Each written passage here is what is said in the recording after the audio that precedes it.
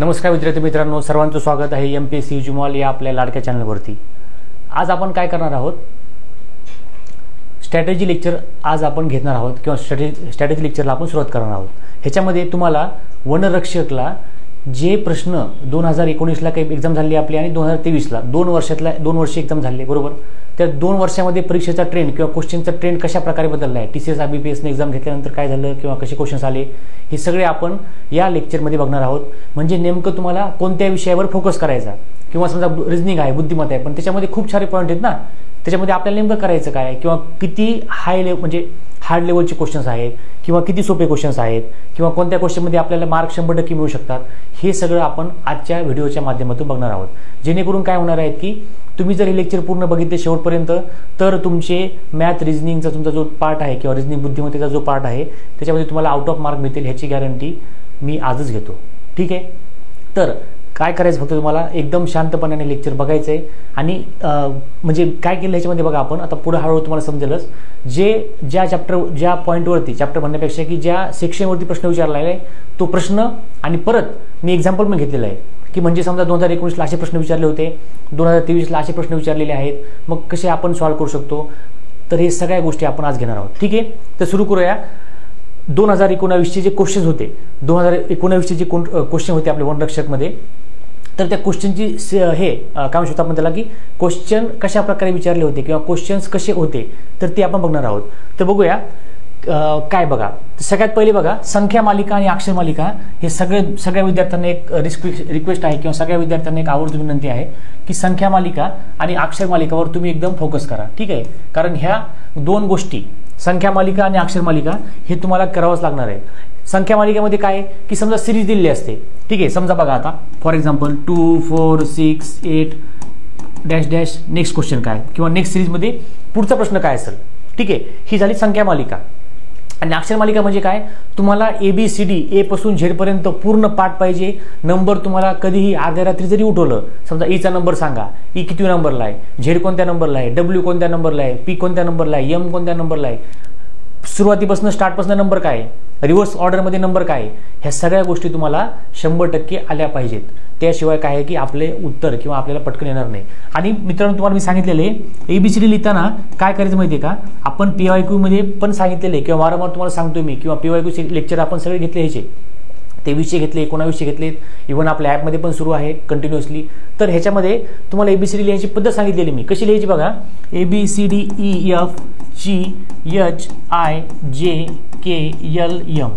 इथपर्यंत तुम्ही आला, ए पासून एम पर्यंत तुम्ही असा आलात, मग नंतर एन इथून सुरुवात नाही करायचं, एनला सुरुवात तुम्ही इथून करायची आणि इकडं असं झेड पर्यंत लिहित यायचं। ठीक आहे, समजा NOPQ समजा असं असं काय जे असेल ते। ठीक आहे, अशा पद्धतीने ABCD लिहायची, पण त्याला नंबरिंग पण करायचं, जेणेकरून काय होते की तुमचे अल्फाबेटवरचे क्वेश्चन्स 99% इथंच सॉल्व्ह होतात। अशा प्रकारे जर तुम्ही लिहिलं तर संख्या मालिका अक्षर मालिका हा फेवरेट त्यांचा TCS IBPSचा पॅटर्न म्हणा किंवा आपल्या वनरक्षकचे जे क्वेश्चन्स प्रिव्हियस आलेले आहेत आपल्या एक्झामसाठी, तर ते एक्झामसाठी 100% हे दोन गोष्टी किंवा ह्या दोन सेक्शनवरती खूप जास्त प्रमाणावरती भर दिलेला आहे। ठीक आहे, आता बघा तुम्हाला ह्याच्यातलं मी एक्झाम्पल पण घेतले बघा आणि हे जर सॉल्व्ह पण केले आपण। ठीक आहे, काय दिलं बघा आपल्याला, 5 नंतर 6 नंतर 9 नंतर 14 नंतर 21, तर पुढची संख्या काय येईल। ठीक आहे, हा प्रश्न PYQ आहे, हे सगळे प्रश्न PYQच आहेत। म्हणजे आजच्या लेक्चरमध्ये आपण जेवढे क्वेश्चन्स तुम्हाला एक्झाम्पलसाठी घेतलेले आहेत की समजा कशा प्रकारचे प्रश्न विचारले, तर हे सगळे प्रश्न PYQ किंवा प्रिव्हियस इयर हे क्वेश्चन्स आलेले आहेत। ठीक आहे, किंवा काय करतात मग असं AZGT MN डॅश डॅश आणि YB मध्ये किंवा ही संख्या कोणती असेल, मग 4 ऑप्शन दिले असतात, तर 4 ऑप्शननुसार आपल्याला उत्तर सांगायचं असतं। म्हणजे असे प्रश्न असतात। किंवा तिसरा टाईप कोणता मित्रांनो, तिसऱ्या टाईपमध्ये काय बघा, जर OK = 4 CA = 9 MACA = 16 तर हरी = किती, म्हणजे अशा प्रकारचे सुद्धा काय क्वेश्चन्स आहेत। मग ह्याच्यामध्ये काय बघा, OK = 4 याचा अर्थ काय माहिती का, O चा नंबर किती अल्फाबेटमध्ये किती नंबरला आहे, K चा नंबर किती, मग हे दोघांचं गुणाकार करा, बेरीज करा, वजाबाकी करा, स्क्वेअरची बेरीज करा, उलट्या पद्धतीनं जा, रिव्हर्स ऑर्डरनं जा, म्हणजे कसंही केलं तर तुम्हाला उत्तर 4 काढायचं आहे। म्हणजे अशा प्रकारचे प्रश्न आपल्याला विचारलेले असतात। तर ह्याच्यासाठी तुम्हाला ABCDला अल्फाबेटला नंबरिंग देऊन तुम्हाला सॉल्व्ह करावं लागेल। नंबरिंग म्हणजे कसं बघा, समजा 1 3 5 7 9, 11, 13, हा 14, हा 16 असे नंबर देत हा 26. तर मग ते तुम्हाला तसं सॉल्व्ह करावं लागेल. तर अशा प्रकारचे सुद्धा क्वेश्चन्स तिथं वारंवार विचारलेले आहेत. ठीक आहे, 2019 बोलतोय आपण. नेक्स्ट बघा, अजून एक पॅटर्न कसा आहे बघा. जर बघा हा एक पॅटर्न आहे, जर डॉलर आहे प्लस ॲट आहे मायनस, तर खालीलपैकी सर्वात म्हणजे बघा जिथं डॉलर आहे किंवा म्हणजे हे सही चिन्ह आहे, इथं तुम्हाला काय लिहायचं आहे, इथं तुम्हाला प्लस करायचं आहे आणि बाकीच्या ठिकाणी तुम्हाला काय करायचं आहे, बाकीच्या ठिकाणी तुम्हाला मायनस करायचं आहे. मायनस करायचं आहे बघा, मायनस करायचं आहे. इथं मायनस होईल, इथं प्लस होईल, इथं प्लस होईल. ठीक आहे, आणि मग तुम्हाला सॉल्व्ह करायचे. म्हणजे बेसिक आपली बेसिक कॅल्क्युलेशन जे म्हणतो आपण किंवा बेसिक बेरीज आणि वजाबाकी च्या बेसिसवरती किंवा त्याच्या धर्तीवरती तुम्हाला क्वेश्चन्स विचारलेले आहेत कंटिन्युअसली. बघा आता ह्याच्यामध्ये काय, ह्याच्यामध्ये सांगण्यासारखं ट्रिक म्हणा किंवा असं अवघड काहीच नाहीये. काय सरळ बेरीज आणि वजाबाकी करायची आहे. 4 ऑप्शन दिलेले आहेत. मग ह्याच्यामध्ये तुम्हाला काय पाहिजे, ॲक्युरसी किंवा स्पीड. जे विद्यार्थी पटकन सोडवतील आणि पटकन सोडून काय की उत्तर पण बरोबर काढतील. नुसतं पटकन सोडून चुकलं तर फायदा आहे का, म्हणजे त्याचा उपयोग आहे का, तर नाही उपयोग आहे. त्यामुळे तुम्हाला सोडवल्यानंतर म्हणजे फास्ट तर यायलाच पाहिजे आणि ॲक्युरेट पण पाहिजे उत्तर ते. ठीक आहे का. मग त्यानुसार हे काय सगळे ऑप्शन्स तुम्हाला सोडून बघावं लागेल. ॲट ह्याच्या ठिकाणी प्लस लावा, ह्याच्या ठिकाणी प्लस करा, ॲटच्या ठिकाणी मायनस करा, ॲटच्या ठिकाणी मायनस करा, प्लस करा. म्हणजे असं तुम्हाला सॉल्व्ह करावं लागेल. आणि ज्यावेळेस तुम्ही हे सॉल्व्ह करताल त्यावेळेस तुमचं आन्सर येऊन जाईल, कोणती मोठी आहे किंवा छोटी. मग इथं काय विचारलं, सर्वात मोठा पर्याय. मग पुढच्या वेळेस काय विचारतील, सर्वात छोटा पर्याय कोणता. ठीक आहे, सर्वात छोटा पण सांगू शकतो आपण, किंवा 2 नंबरचा लहान कोणता, किंवा 2 नंबरचा मोठा कोणता, किंवा सगळ्यात म्हणजे लहानपासून जर आपण सुरुवात केली तर 3 नंबरचा कोण आहे. म्हणजे असं कसेही प्रकारचे प्रश्न विचारू शकतात. त्यासाठी आपल्याला हे सगळे सॉल्व्ह करावे लागतील आणि सगळे सॉल्व्ह केल्यानंतर आपल्याला उत्तर समजेल. ठीक आहे, अशा प्रकारचे क्वेश्चन्स पण आहेत रिपिटेटिव्ह. ठीक आहे, नंतर बघा हा एक प्रकारचा प्रश्न आहे. काय दिलं, A = 1, B = 2, C = 3, Z = 26 असं असेल तर काय दिलं आपल्याला, गर्ल = क्लोज आहे का. म्हणजे काही नाही बघा, ह्यांनी काय केलं, ABCD लिहून घेतलेली आहे. हा ABCDचाच पार्ट आहे. ABCD लिहून घेतलेली आहे झेड पर्यंत.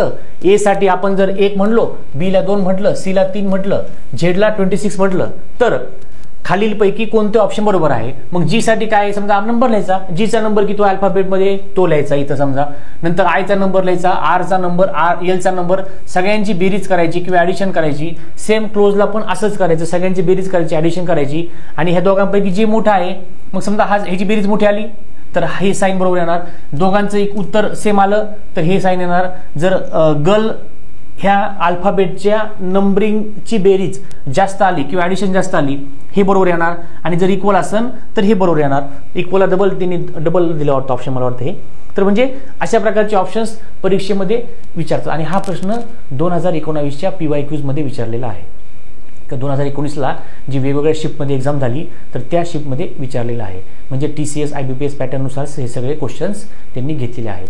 आणि PYQ जे आपल्या यूट्यूबवर पण आपण लेक्चर घेतलेले आहेत बुद्धिमत्ताचे, रिझनिंगचे किंवा ॲपमध्ये, त्याच्यामध्ये पण आपण हे सगळे क्वेश्चन सॉल्व्ह केलेले आहेत विथ ट्रिक. ठीक आहे, तर मग असं क्वेश्चन्स आपल्याला येतील. ठीक आहे, अजून एक प्रकार कोणता बघा, बेसिक कॅल्क्युलेशनचा प्रकार. बेसिक कॅल्क्युलेशन म्हणजे काय की एकदम सिंपल. ठीक आहे, मगाशीचं जे होतं कोणतं, ते पण बेसिक कॅल्क्युलेशनचा पार्ट होता. कोणतं, डॉलरच्या ऐवजी प्लस ठेवा, ॲटच्या ऐवजी मायनस ठेवा, हा सुद्धा बेसिक कॅल्क्युलेशनचाच पार्ट आहे. आता त्याच्यामध्ये अजून एक काय बघा, 36च्या 1/8 किती. म्हणजे मग कसं लिहिणार तुम्ही, 36च्या 1/8 प्लस 44च्या 25%, 25% परत 200%, टक्के म्हटल्यामुळे परत 100 आलं खाली, अधिक 0.25 गुणिले 150. ह्याच्यामध्ये काही नाही, तुम्हाला डायरेक्टली गुणाकार, बेरीज, वजाबाकी, भागाकार ह्या सिंपल मॅथ्सच्या किंवा गणिताच्या सिंपल प्रक्रिया करायच्या आहेत. मग ह्याच्यामध्ये काय करणार तुम्ही, हे कट करणार, इथं जेवढं होईल तेवढं कट करायचं आणि शेवटी आपल्याला उत्तर काढायचं आहे. 4 ऑप्शन दिलेले असतात, 4 ऑप्शनपैकी आपण जे उत्तर आपलं येईल त्या उत्तराला टिक करायचं आहे. ठीक आहे, नंतर दुसरं त्याच्यामध्ये पण दुसरा पार्ट कोणता बघा, पॉईंटचं किंवा दशांशची बेरीज वजाबाकी. काय म्हणू शकतो आपण त्याला, दशांशची बेरीज आणि वजाबाकी. हे सुद्धा एक नवीन बेसिक कॅल्क्युलेशनच्या पार्टमध्ये येऊ शकतं. मग इथं बघा 8.4 अधिक 5.5 अधिक 12 अधिक 6.25 मायनस 3.25 मायनस 6.55 मायनस 4.75. म्हणजे दशांशची बेरीज वजाबाकी. किंवा मॅथ्सचे सिंपल रूल म्हणू शकतो आपण, गणिताचे सिंपल जे रूल असतात बघा, म्हणजे कसे, प्लस इंटू प्लस काय होतं, प्लस होतं, प्लस इंटू मायनस काय होतं, मायनस होतं. मायनस इंटू प्लस काय होतं, मायनस होतं. मायनस इंटू मायनस काय होतं, अधिक होतं किंवा प्लस होतं. हे असे बेसिक रूल. का बरं बघा सांगतो तुम्हाला मी. हे जर उत्तर समजा मायनसमध्ये आलं तर हा ब्रॅकेटच्या बाहेर मायनस आहे, हा ब्रॅकेटच्या बाहेर मायनस आहे. ठीक आहे, हा मायनस आहे आणि हा म्हणजे पूर्ण ह्याचं उत्तर काढलं मायनस आलं तर ब्रॅकेटचं मायनस आणि हे मायनस दोघांचं मल्टिप्लिकेशन होऊन त्याचं रूपांतर प्लसमध्ये होऊ शकतं. त्यानुसार सुद्धा आपलं उत्तर वेगळं येऊ शकतं. तर हे सुद्धा बेसिक कॅल्क्युलेशनचा पार्ट आहे आणि ह्या टॉपिकवरती किंवा अशा ह्याच्यावरती भरपूर क्वेश्चन्स विचारलेले आहेत रिपिटेटिव्ह. म्हणजे तुमचं सांगतो ना तुम्हाला की तुम्ही एवढेच क्वेश्चन्स आजचे जे सांगतो तुम्हाला अशा प्रकारचे क्वेश्चन जर सॉल्व्ह केले तुम्हाला मॅथ्समध्ये आउट ऑफ मार्क पडण्यापासून कोणीही रोखू शकत नाही. ठीक आहे, नेक्स्ट क्वेश्चन बघा. खालीलपैकी सर्वात लहान पर्याय कोणता. हा सुद्धा काय बेसिक कॅल्क्युलेशन. काय बघा, सरळ दोघांची बेरीज करायची, वजाबाकी करायची, परत बेरीज, आलेले उत्तर परत बेरीज करा, परत वजाबाकी करा, परत वजाबाकी, परत बेरीज, झालं उत्तर आपलं. म्हणजे एवढं सिंपल करायचंय तुम्हाला. आणि मग सर्वात बघा, मगाशी तुम्हाला काय म्हणलं मी, मगाशीच्या पीपीटीमध्ये किंवा अगोदरच्या ह्याच्यामध्ये त्यांनी काय विचारलं होतं, सर्वात मोठा विचारलं होतं. आता काय विचारलं बघा, सर्वात लहान काय. म्हणजे असं ते सर्वात लहान किंवा 2 नंबरचा मोठा, 2 नंबरचा लहान असं कसेही फिरवून प्रश्न विचारू शकतात. मग त्यासाठी तुम्हाला सगळ्यांचं कॅल्क्युलेशन करावं लागतं आणि मग तुम्हाला उत्तर काढावं लागते. ठीक आहे, नेक्स्ट क्वेश्चन. हा आता हे सुद्धा काय अल्फाबेट बघा. मी काय सांगतो तुम्हाला की अल्फाबेट ABCDचं तर तुम्ही चांगली जर केली A to Z एकदम पाठ केलं सगळं एकदम, तुम्हाला कोणतेही प्रश्न कसेही प्रश्न विचारले तरी यायला पाहिजेत किंवा येतील तुम्हाला. काय दिलं बघा, सिन्नामन किंवा CINNAMON हा शब्द कसा लिहितात तर असा असेल. मग ह्याचं कसं आहे की आपल्या अल्फाबेटची किंवा वर्णाक्षराची मांडणी केलेली आहे, वेगवेगळ्या प्रकारे मांडणी केलेली असते. मग इथं काय दिलं बघा सिन्नामन. मग इथं काय केलं बघा त्यांनी, इथं जर तुम्ही बघितलं CI तर त्यांनी काय केलं, CI पहिले C होता नंतर I होता, आयला पहिले घेतलं C ला घेतलं नंतर दोन अक्षराचा गट केला. ठीक आहे, डबल N ला आहे तसं समजा लिहिलं असेल. ठीक आहे, नंतर AM च्या ऐवजी A ला पुढे लिहिलं, M ला मागं लिहिलं, ON च्या ऐवजी N ला O ला पुढे पलीकडे लिहिलं किंवा N ला अलीकडे लिहिलं. म्हणजे बघा त्यांनी काय केलं, सरळ सांगतो तुम्हाला, त्यांनी काय केलं, असे किती अक्षर आहेत, 1 2 3 4 5 6 8 अक्षर आहेत. ठीक आहे, म्हणजे 1 2 3 4. तर CI च्या ऐवजी काय केलं त्यांनी, C इथं लिहिला, I इथं लिहिला, CI डबल N. ठीक आहे, डबल N. नंतर A इथं लिहिला, M इथं लिहिला, बघा बरं का, M इथं लिहिला. नंतर ON O इकडे लिहिला, N इथं लिहिला, बघा.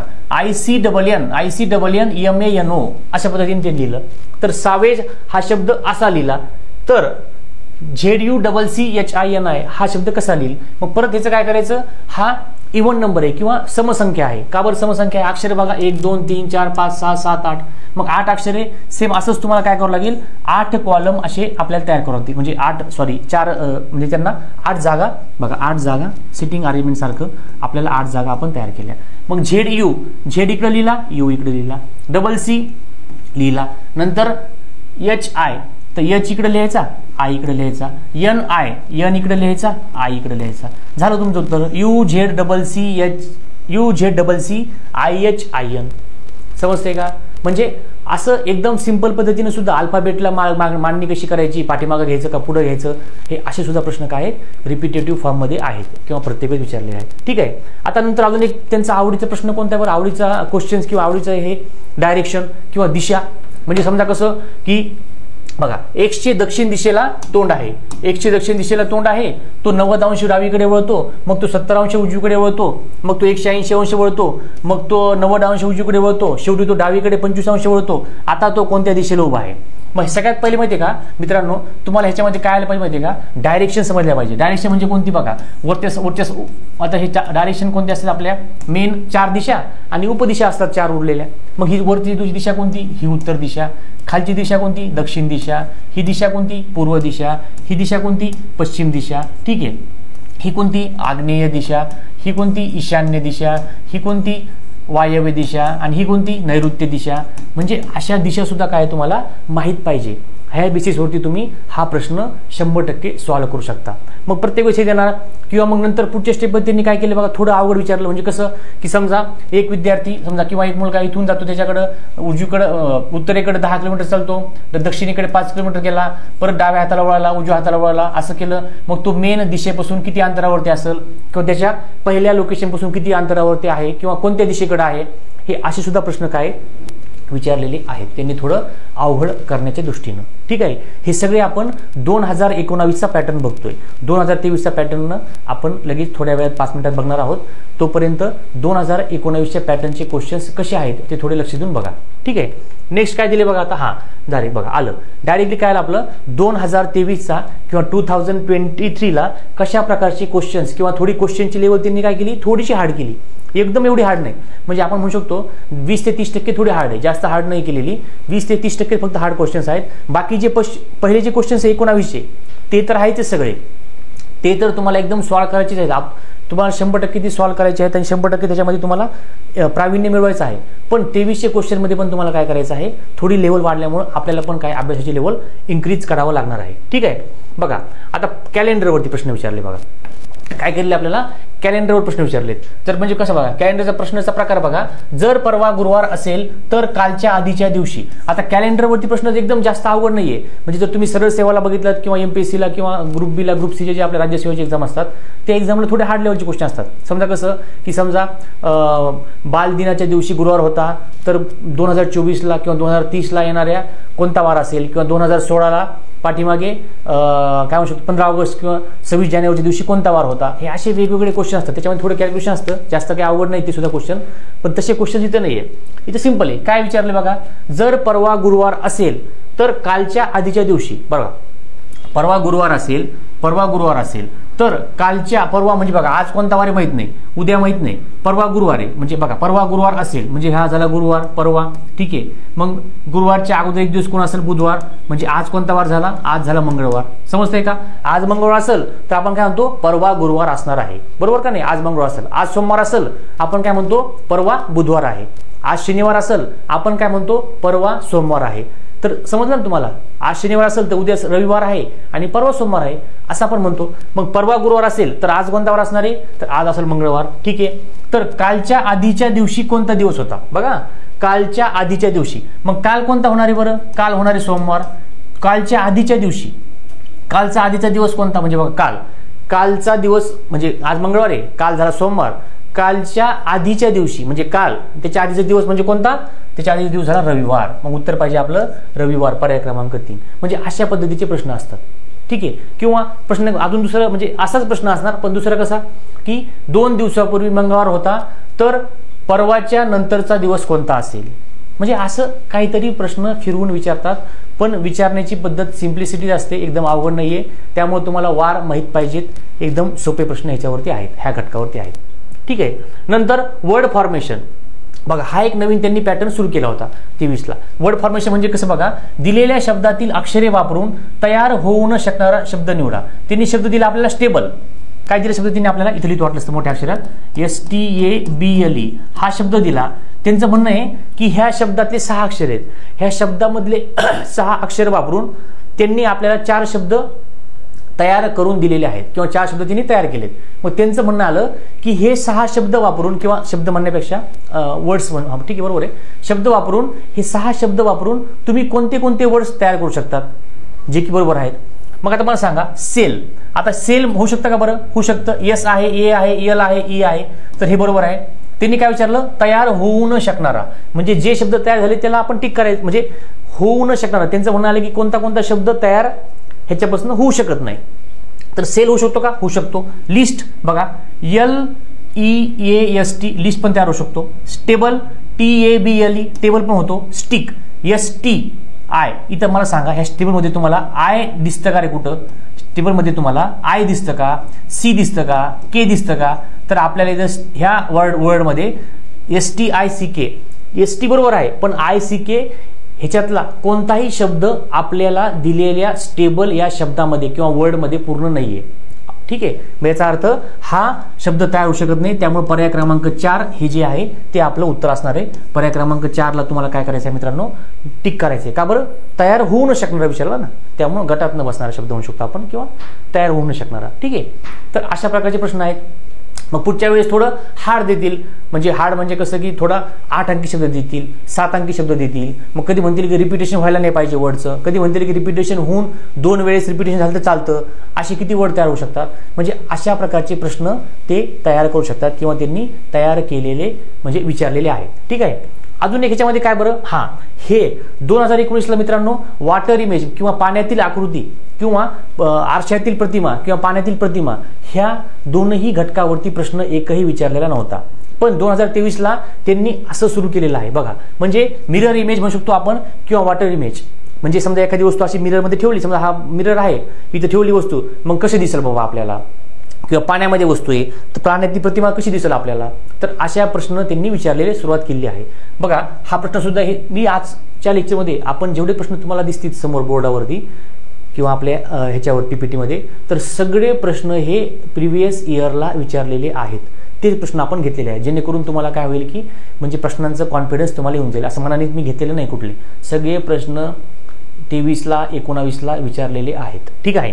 तर काय दिलं बघा, आरसा XY वर धरला असता मिळणारी दिलेल्या आकृतीची योग्य दर्पण प्रतिमा. दर्पण म्हणजे त्यांचं म्हणणं आलं सरळ सरळ मराठी, म्हणजे आपली थोडं जास्त लेवलची मराठी वापरली. दर्पण म्हणजे की आरसा, दर्पण प्रतिमा, आरशाची प्रतिमा कशी दिसेल बघा, सरळ सरळ हा प्रश्न आहे. म्हणजे बघा इथं इमेज ठेवली आणि इथं आरसा आहे, मग आरशाच्या इकडं कशा प्रकारची प्रतिमा तयार होईल किंवा कशा प्रकारची इमेज तयार होईल, तर ह्या 4 आकृतीतून सांगायचं आपण. हा एक प्रश्न आहे. इथं काय दिलं बघा, दिलेल्या प्रारूपाच्या तळाशी दर्पण ठेवल्यावर मिळणारी योग्य दर्पण आकृती. म्हणजे यांचं काय म्हणणं आलं की हे इमेज आहे, ह्याच्या खाली इथं काय ठेवलं, इथं ठेवलेलं आहे त्यांनी दर्पण ठेवला किंवा आरसा ठेवलेला आहे. तर ह्याची मिरर इमेज खाली कशी दिसेल, उलटी इमेज कशी दिसेल, असं ठेवलं आरसा त्यांनी, असं त्यांचं म्हणणं आहे. ठीक आहे. मग कशी दिसेल इमेज, तर मग असे प्रश्न सुद्धा त्यांनी आपल्याला काय केले आहेत, विचारलेले आहेत. ठीक आहे. म्हणजे असे ही सुद्धा नवीन त्यांनी स्ट्रॅटेजी किंवा नवीन प्रकारचे क्वेश्चन्स उचलण्याची त्यांची पद्धत सुरू झालेली आहे. ठीक आहे. ब्लड रिलेशन हा एक नवीन टाईप सुरू झालेला आहे 23 नंतर किंवा 23च्या एक्झामला. म्हणजे बघा, म्हणजे ब्लड रिलेशनवरती मित्रांनो ब्लड रिलेशनचे प्रॉब्लेम सॉल्व्ह करताना तुम्हाला मागं पण सांगितलेले मी किंवा PYQ मध्ये पण सांगितलेलं आहे, त्या ब्लड रिलेशनचे प्रॉब्लेम सॉल्व्ह करताना काहीच नाही करायचं. त्या म्हणजे ती जे प्रश्न दिलेला आहे त्या प्रश्नाच्या मध्ये किंवा प्रश्नाची कंपॅरिझन आपल्या स्वतःला तिथे ठेवायचं. मग समजा आपल्या आत्याचा मामाचा भाऊ कोण, मामाचा मुलगा कोण, मामाच्या मुलीचं वडिलाचं बहीण कोण, हे असं, किंवा आत्याच्या मुलाचे मिस्टर कोण, हे असे प्रश्न आपण सारखे स्वतःला विचारत राहायचे. ठीक आहे. आणि मग तेव्हा तुमचं उत्तर हे 100% येणार. तिथं तुम्ही समजा त्याकडे बोट केलं, त्या आरशाच्या म्हणजे तो दिसणारा जो मुलगा आहे किंवा तो क्रिकेट खेळणारा जो मुलगा आहे तो माझ्या काकाच्या मुलाच्या भावाच्या बहिणीचा असं काहीतरी दिलेलं असतं आपल्याला. मग ते आपण बरोबर करायचं. आपले काका कोण, सगळ्याला आपापले काका माहिती आहेत. मग आपल्या काकाचा मुलगा कोण, आपला चुलत भाऊ, त्याच्या चुलत भावाचं कोण आहे, म्हणजे असं रिलेशन आपण काय करायचं, लावत चालायचं. तेव्हा कुठं उत्तर आपले लवकर येणार. बघा प्रश्न काय दिलाय, कौशल म्हणाला प्रशांतची आई ही माझ्या वडिलांच्या पत्नीची आई आहे. कौशल म्हणाला प्रशांतची आई ही माझ्या वडिलांच्या पत्नीची आई आहे. तर प्रशांतची कौशल सोबत काय नाते आहे, असे मग स्वतः इथं आपण ठेवायचं. प्रशांतच्या ऐवजी काय म्हणायचं, कौशल म्हणाला, कौशलच्या ऐवजी स्वतःला ठेवा. तुमचा भाऊ असेल तर तुमच्या भावाला ठेवा, सक्का भाऊ असेल तर, आणि कंपॅरिझन करा. ठीक आहे. दुसरं, एका मुलाकडे बोट दाखवत माणूस म्हणाला तो क्रिकेट खेळणार. बघा तुम्हाला जे एक्झाम्पल दिलं तसंच एक्झाम्पल, तो क्रिकेट खेळणारा मुलगा हा माझ्या वडिलांच्या बायकोचा मुलगा आहे. तो क्रिकेट खेळणारा मुलगा माझ्या वडिलांचा, मला सांगा त्याचे वडील, आता आपले वडील माझ्या वडिलांच्या बायकोचा, आता माझ्या वडिलांची बायको म्हणजे कोण, माझी आई, माझ्या आईचा मुलगा आहे म्हणजे कोण आहे, हे दोघांचं भाऊ भाऊ आहेत ना ते. एका मुलाकडे बोट दाखवत माणूस म्हणाला तो क्रिकेट खेळणारा मुलगा माझ्या वडिलांच्या बायकोचा मुलगा. माझ्या वडीलची बायको म्हणजे कोण, माझी आई, माझ्या आईचा मुलगा आहे म्हणजे कोण झाला रे, भाऊ झाला. मग उत्तर कोणते येणार, भाऊ झाला ना, ते दोघं भाऊ भाऊ आहेत. म्हणजे असं आपण रिलेशन तिथं लिंक करायचं, त्याच्याशिवाय उत्तरं येणार नाहीत. ठीक आहे. ब्लड रिलेशन पण तुम्ही करून जा. सिंपल क्वेश्चन, ह्याच्यावर पण एकदम क्रिटिकल क्वेश्चन्स नाहीये, पण थोडं ह्याच्यावरती विचार करणारे क्वेश्चन्स आहेत किंवा विचार करायला लावणारे क्वेश्चन्स आहेत. ठीक आहे. नेक्स्ट त्यांनी काय दिलं बघा, अल्फाबेटचं. हे अल्फाबेटचं आपण 19ला बघितलं, पण थोडा त्याच्यामधला थोडा टाईप थोडा चेंज केला आहे. तसे क्वेश्चन्स सगळेच करायचे आणि हे थोडे चेंज झालेले पण क्वेश्चन्स आपल्याला बघायचे. काय दिलं बघा, दिसते का हे, हा, एज्युकेशन या शब्दातील प्रत्येक अक्षराची मांडणी वर्णाक्रमानुसार केली असेल तर डावीकडून चौथे अक्षर आणि उजवीकडून असलेले अक्षर यांच्या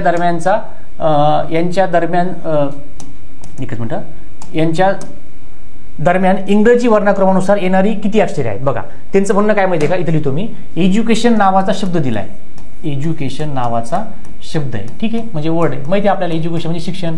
ठीक आहे. एज्युकेशन या शब्दातील प्रत्येक अक्षराची मांडणी वर्णाक्रमानुसार केली. म्हणजे काय त्यांचं म्हणणं माहितीये का, एज्युकेशन हा शब्द आहे, त्याची मांडणी वर्णाक्रमानुसार म्हणजे ABCD नुसार. मग सगळ्यात पहिले कोण येईल बरं, ए आहे का इथं, आहे, मग सगळ्यात पहिले ए येणार. ठीक आहे. बी आहे का, बी बी बी नाही आहे. सी आहे का? आहे. बघा जी झाले का ती कट करतो मी. डी डी आहे का? डी आणि ई दोन्ही पण आहे. A B C D. E F F आहे का? नाही. जी एच आय आय आहे. I. J K L M N N आहे. ओ पण आहे. N O P Q R S T T पण आहे आणि यू पण आहे.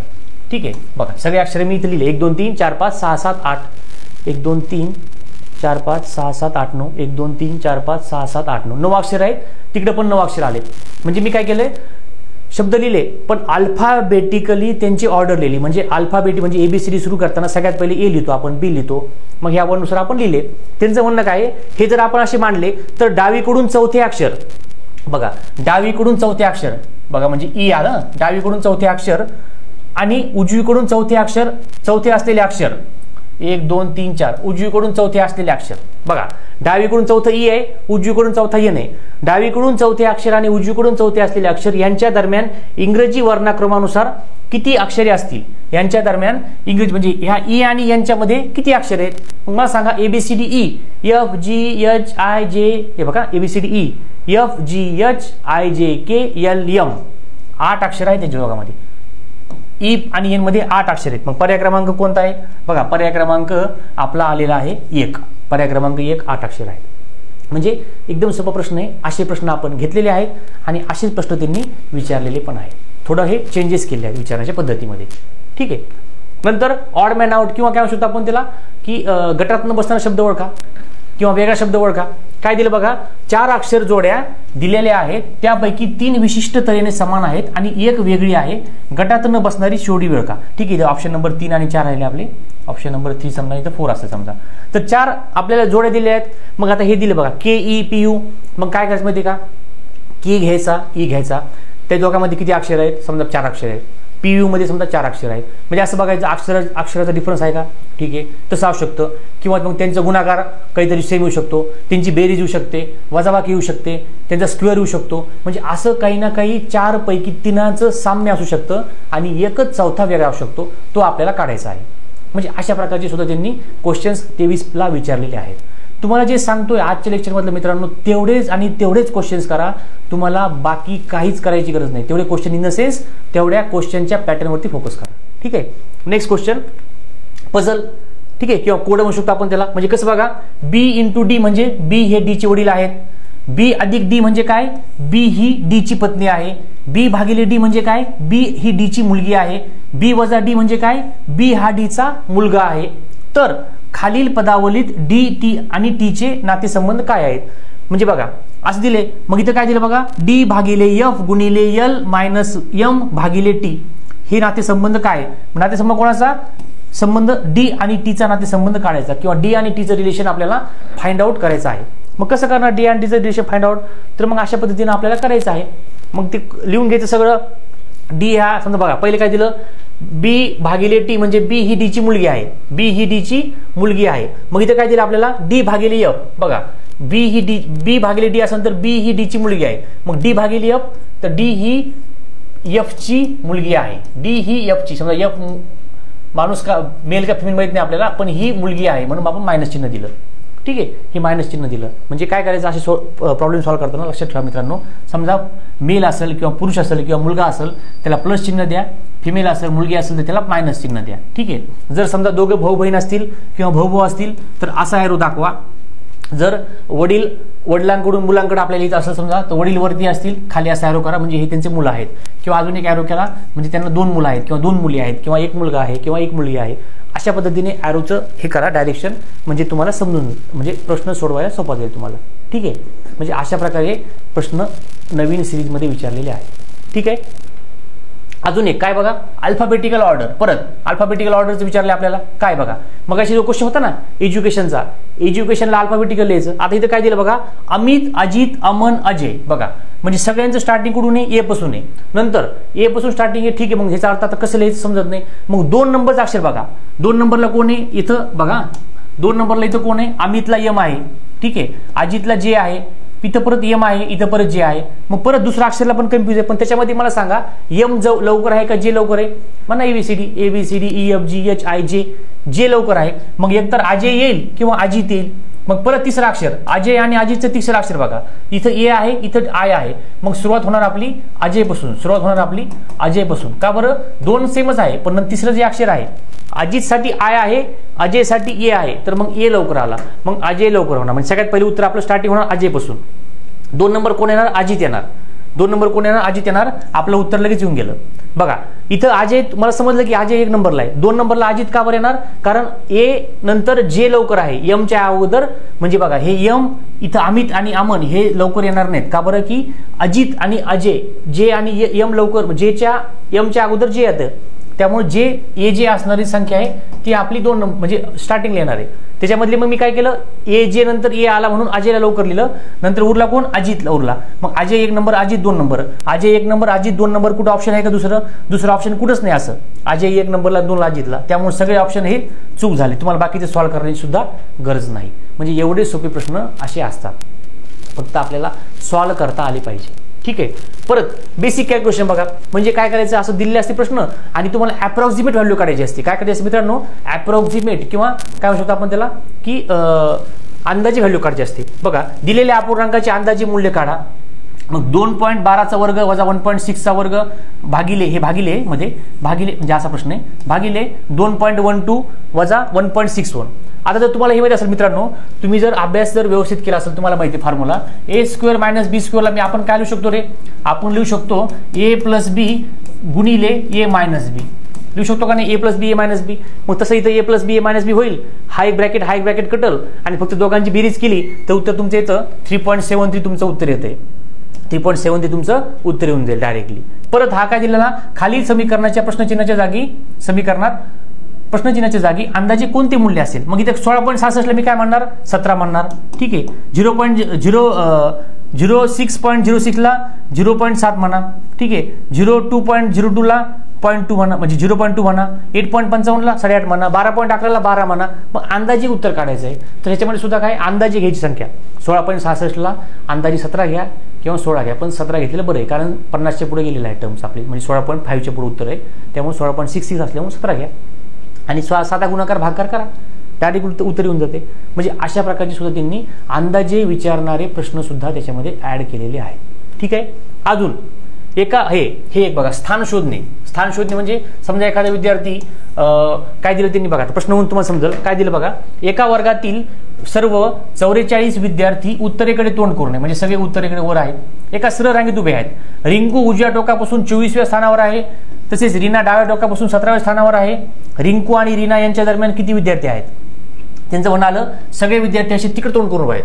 ठीक आहे. सगळे विद्यार्थी असे बघा, हे असे सगळे विद्यार्थी अशी रांगेत उभे, म्हणजे अशी एक रांग आहे, सगळ्याचं तोंड इकडे आहे. मग त्यांनी काय केलं, रिंकू उजव्या टोकापासून 24 कडे, मग इकडून 24 स्थान मोजा. तसेच रीना डाव्यापासून 17व्या, इकडून डाव्यापासून मोजा स्थान, म्हणजे किती त्यांच्यामध्ये मुलं आहेत ते मोजा, त्यांचं पोझिशन मोजा, लोकेशन मोजा. आणि रिंकू आणि रीना यांच्या दरम्यान किती विद्यार्थी आहेत. सरळ सिंपल म्हणजे बेसिक कॅल्क्युलेशन आहे. इकडून 44, इकडून दिलेले आहेत 24 घ्या, डाव्या साईडने 17 घ्या आणि मध्ये उरले तेवढे विद्यार्थी बघा किती आहेत. तर अशा प्रकारचे सुद्धा प्रश्न आपल्याला वारंवार 24च्या एक्झाममध्ये, 23च्या PYQs मध्ये त्यांनी विचारलेले आहेत. ठीक आहे. तर अशा पद्धतीने मित्रांनो, आपण आजच्या सेशनमध्ये वनरक्षक या पदासाठी तुम्ही कशा पद्धतीने अभ्यास केला पाहिजे, कशा पद्धतीने स्ट्रॅटेजी पाहिजे, आणि मेन म्हणजे सगळ्यात कोणत्या समजा मॅथ असेल, इंग्लिश असेल, आपण सगळ्याचेच बाकी लेक्चर घेतलेले आहेत. तर मॅथ्सचं स्पेसिफिक तुम्ही कोणत्या विषयावरती फोकस करायचा, तुम्हाला हे लेक्चर बघितल्यानंतर अगदी समजलं असणार आहे. आणि मेन म्हणजे एवढंच तुम्ही करा, आणि थोडं ह्याच्यामध्ये 10 ते 20% काय होणार आहे, प्रश्नाची काठिण्यता किंवा थोडं हार्ड लेवल येणार आहे, बाकी जास्त काही होणार नाहीत. आणि तुम्हाला अजून एक सांगायचं आहे, जर आपले एफर्ट्स किंवा हे चांगल्या गोष्टी तुम्हाला जर म्हणजे वाटत असतील की ह्या आम्ही जे सांगतोय ते तुमचा फायदा होत आहे किंवा चांगल्या गोष्टी आहेत, तर प्लीज लाईक करा, जेणेकरून काय होईल की आम्हालाही समजेल की तुमच्यापर्यंत हा मेसेज पोहोचलेला आहे किंवा तुम्हाला हे लेक्चर आवडत आहे. किंवा प्लीज कमेंट करून सांगत चला, चुकीचं आहे, बरोबर आहे, योग्य किंवा चांगलं वाटलं, खराब वाटलं, जे काही असेल ते पर्सनली ओपिनियन आणि खरं आहे ते सांगत चला, जेणेकरून इम्प्रूव्हमेंट पण होईल. आपल्याला सगळ्यांना सोबत घेऊन जायचं आहे आणि नंतर काय करायचं, म्हणजे सोबत घेऊन आपल्याला पुढे जाऊन प्रत्येकाचा रिझल्ट आपल्याला आणायचा आहे. त्या अनुषंगानं आपण अभ्यासाला लागलं पाहिजे सगळ्या विद्यार्थ्यांनी, आणि आमच्याकडून जेवढी हेल्प होईल तेवढी आम्ही करण्यास तयार आहोत. तर हे लेक्चर प्लीज सबस्क्राईब करा, शेअर करा. आणि अजून एक महत्त्वाची बातमी किंवा न्यूज आहे की ज्या आपण वनरक्षकची टेस्ट सिरीज फ्री दिलेली आहे सगळ्यांना, किंवा अजून दुसऱ्या एक्झाम्स आहेत, आपण अपकमिंग एक्झाम्स त्याचे टेस्ट सिरीज वगैरे फ्री केलेले आहेत. MPSC Jumol हे जे ॲप आहे आपलं, त्याच्यावरती तुम्हाला सगळ्या गोष्टी समजतील. आणि सगळ्यात मेन, जर काही डाऊट असेल कमेंट करा. नाही समजलं तर तुम्हाला आपला कॉन्टॅक्ट नंबर आहे, त्या कॉन्टॅक्ट नंबरवरती तुम्ही कॉल करू शकता, जेणेकरून तुमच्या समस्या सोडवण्यामध्ये आपण लवकरात लवकर प्रयत्न करू शकतो. ठीक आहे, आज इथे थांबूया. लेक्चर कसं वाटलं नक्कीच कळवा. थँक्यू.